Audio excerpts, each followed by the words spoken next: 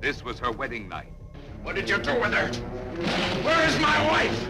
My wife! When Orson Welles showed up on a Hollywood soundstage 300 pounds and padded even heavier, wrapped in a fake nose and greasy makeup meant to look like corruption incarnate, nobody knew they were witnessing the death of an era. Starring this outstanding cast. This is Touch of Evil. The 1958 masterpiece that ended film noir, destroyed Welles' Hollywood career, and took 40 years to see the light of day the way its genius creator intended. The story behind this film, even darker than what ended up on screen. The misunderstanding that changed everything. Here's the thing, Orson Welles almost didn't direct this movie at all. Universal wanted him to play the villain in a B movie called Badge of Evil. That's it. Just act, collect a paycheck, go home. But when they called Charlton Heston fresh off playing Moses in the Ten Commandments, they casually mentioned Welles was attached. Heston's response? Why don't you have him direct too? He's a pretty good director, you know? Get this. The studio executives paused, genuinely surprised, like the thought had never crossed their minds. This was Orson Welles, the man who made Citizen Kane, and they needed a TV star to remind them he could direct. Within days, Universal offered Welles $125,000 to act, direct, and rewrite the entire script. No extra pay for the directing or writing, just his acting salary. It was a slap in the face disguised as an opportunity, and Welles knew it. But he took it anyway. It had been a decade since he directed in Hollywood. 10 days to transform trash into gold. Producer Albert Zoogsmith offered Welles a pile of scripts to choose from. Welles' response? Which one's the worst? Zoogsmith handed him Badge of Evil. Welles wanted to prove he could turn trash into gold. He asked for 2 weeks to rewrite it. Zoogsmith gave him 10 days. Welles completely transformed the story, moving it from San Diego to a seedy Mexican border town, changing the white detective into a Mexican narcotics officer played by Heston in brown-face makeup, and making the villain the most complex character in the film. In 10 days. The man rewrote the entire script in 10 days. Marlene Dietrich's secret cameo. Deep into filming, Welles wrote a new character out of thin air. Tanya, a mysterious brothel madam. He called his old friend Marlene Dietrich the night before he wanted to shoot her scenes. She agreed to do it for minimum union wage as a personal favor. Here's where it gets wild. Welles never told Universal. The studio executives had absolutely no idea one of the biggest stars in the world was in their movie until they started looking at the dailies. When they saw Marlene Dietrich in the footage, they freaked out, in a good way. They immediately decided to give her full screen credit, which meant they legally had to pay her more than minimum wage. Dietrich filmed all her scenes in a single day, which is why she's mostly shot in close-ups and rarely shares the frame with other actors. But that final scene, where she delivers the line, "What does it matter what you say about people?" Dietrich herself later said it was some of the best dramatic acting she ever did. The opening shot that took all night. That legendary 3.5-minute opening crane shot, the one that's been referenced, copied, and analyzed in film schools for decades? It took an entire night to get right. One poor actor playing the customs officer kept forgetting his 2 lines. Every time he messed up, they had to start the whole sequence over. Remember, this is one continuous shot. A bomb gets planted, the car drives through town, Heston and Leigh walk alongside it. They reach the border crossing. The guard speaks to them, they cross over, they kiss, and boom. Hour? By the time dawn started breaking, Welles was at the end of his rope. He pulled the customs officer aside and said, "All right, let's try it one more time. If you forget your line this time, just move your lips and we'll dub it in later. But please, God, do not say, 'I'm sorry, Mr. Welles.'" That final take, shot just as the sky was turning pink in the east, is the one in the movie. If you look closely in the restored version, you can actually see the dawn light creeping into the background. Universal executives were on set that night, repeatedly urging Welles to fire the poor actor and recast. Welles refused. He wouldn't humiliate someone over a mistake. Janet Leigh's broken arm. Janet Leigh broke her arm a week before filming began. A lesser actress would have backed out.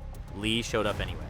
For the entire 39-day shoot, her arm was in a cast, hidden from the camera through strategic framing. For the more revealing motel scenes where hiding the cast was impossible, they'd remove it completely, film the scene, then reapply a fresh cast immediately after. And here's the kicker. Her agent had initially rejected the role without even telling her, because the salary was too low. When Leigh found out her agent had turned it down on her behalf, she was furious. She told him that getting directed by Orson Welles was more important than any paycheck. Money couldn't buy what Welles offered, the chance to be part of cinema history, Dennis Weaver, and the ghost of Norman Bates. Charlton Heston was responsible for casting Dennis Weaver as the twitchy, sexually repressed motel night manager. Heston had been watching Weaver play Chester on Gunsmoke and thought he'd be perfect. He called Weaver personally and convinced him to take the role. Welles told Weaver to improvise to make the character as weird and uncomfortable as possible. 2 years later, Alfred Hitchcock made Psycho, also at Universal, with Janet Leigh trapped in a motel with another deeply disturbed young man, Norman Bates. The visual and character similarities are striking. Robert Clatworthy was the art director on both films, and he designed both motels. It's widely believed, though never confirmed, that Hitchcock was directly influenced by Weaver's creepy performance. Touch of Evil came first, Norman Bates came after. The studio panics. Here's where everything fell apart. Welles finished shooting and immediately flew to Mexico to work on his Don Quixote passion project. This was a catastrophic miscalculation. In his absence, the studio screened his cut and panicked. They thought it was too dark, too confusing, too unconventional. They'd loved the dailies, but seeing it all together scared them. The studio brought in editor Ernest Nims to make the editing more conventional. Universal removed about 15 minutes of footage and hired director Harry Keller to shoot new expository scenes to clarify the plot. Charlton Heston and Janet Leigh initially refused to participate, loyal to Welles, but Heston's agents reminded him he was contractually obligated. He showed up to the reshoots. He later described it as one of the worst days of his professional life. The 58-page Memo. On December 5th, 1957, after screening the studio's butchered version, Welles sat down and wrote a 58-page memorandum to Universal executive Edward Mule. 58 pages. It was passionate, detailed, technically brilliant. A document that outlined exactly what needed to be changed to make the film work. He explained his vision for the opening sequence. No credits, just diegetic sound and music from car radios and nightclubs, building suspense. The studio's response? They asked Welles to attend a dubbing session. Welles refused. He was done. His memo was ignored almost entirely. And here's the twist. For decades, everyone thought that Memo was lost, gone forever. Then in the 1990s, someone discovered it in Charlton Heston's personal files. Heston had kept it all those years. Released as a B-movie. Universal had so little faith in Touch of Evil that they released it as the bottom half of a double bill. The main feature?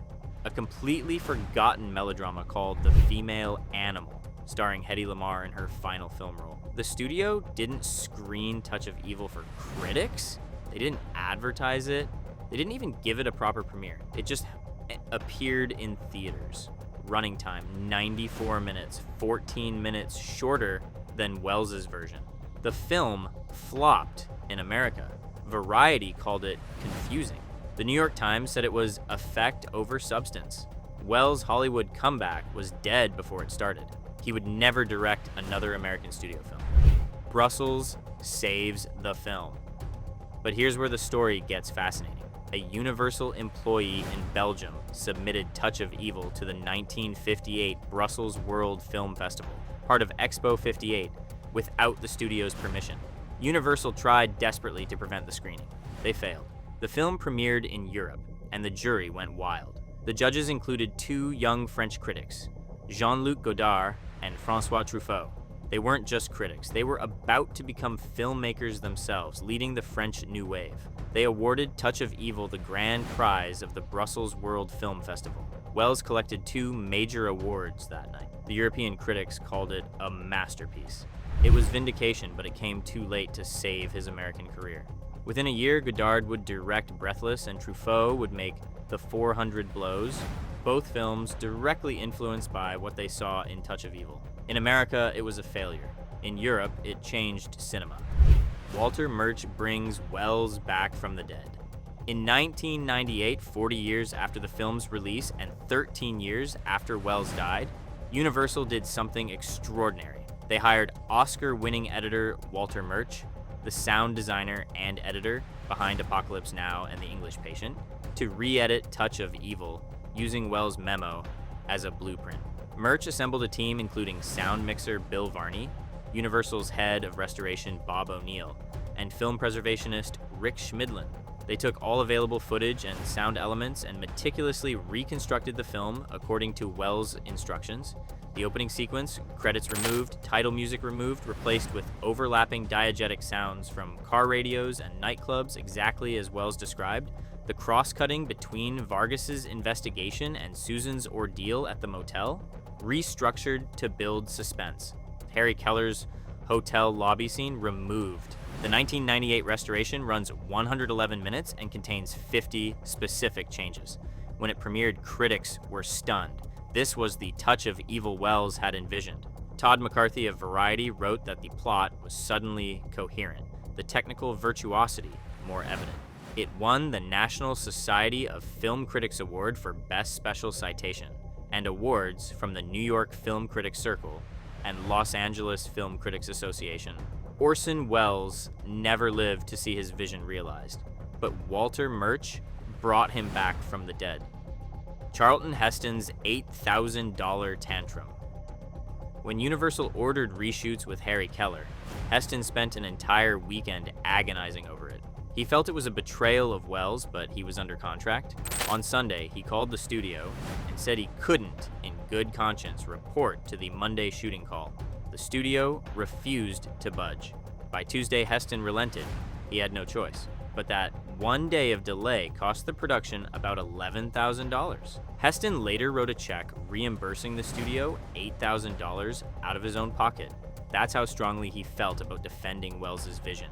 It's one of the most principled stands any major star has ever taken on behalf of a director, and it still didn't save the film. The three versions. Today, three distinct versions of Touch of Evil exist.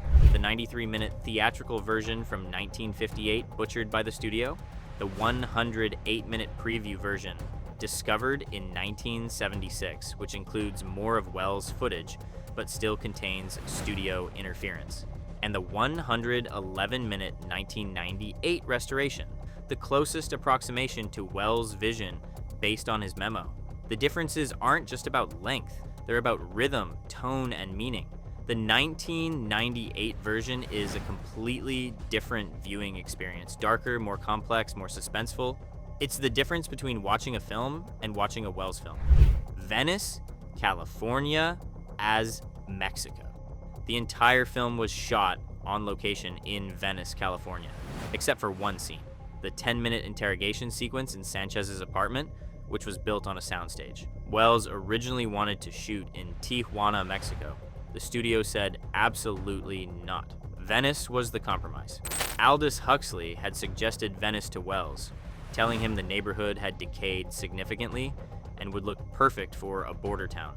The bridge of sighs along the Venice canals inspired Welles to completely rewrite the ending to incorporate it. Most of the film was shot at night, which helped Welles avoid studio oversight.